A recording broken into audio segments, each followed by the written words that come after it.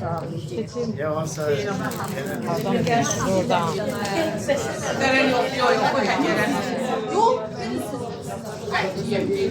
Ne kadar şeyler böyle. Narahat olmuyor.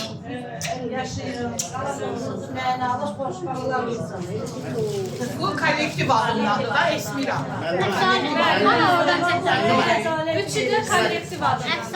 Gel oradan. Sönmemiş birden ben. Özünü bir yere Yaxşı, sonra izah eləyər. İcazə verin, Mirqərəm müəllimə şəkil çəkdirək. Müəllime de gelsin. Bircə dəqiqə qızlar, icazə verin. koyun hüküme de versin. Maşallah Allah can sağ olsun. Borç olsun bizden. Hamımıza borç olsun. Ölmedemse yaşayarak. Hürmetten, hədiyede değil, değer var. Vallahi kimene hiç de Ne var? Bilirim ki senin gözü yararlar öte hiç ihtiyacın olmuyor sadece.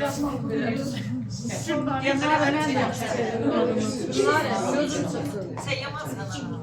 Bana sıkıntılar değilim. Evet.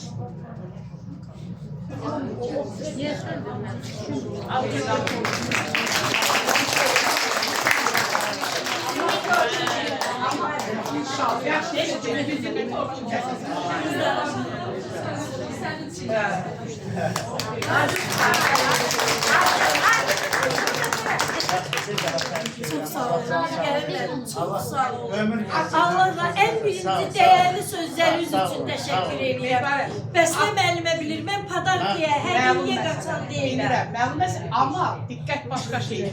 Diqqəti özün qazanırsan. Özün qazan. Bəli, heç kim, mən bunu sərbəst deyirəm, bax belə səsim daha da gedir. Bu kitabxanada yox, bəlkə də heç çox yerlərdə bu şəkildə 65 yola salınmıyor. Həqiqətən də böyük dəyərdir.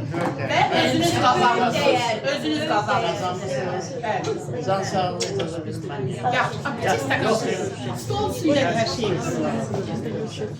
Sahib ol, çox əziyyət çəkdim, amma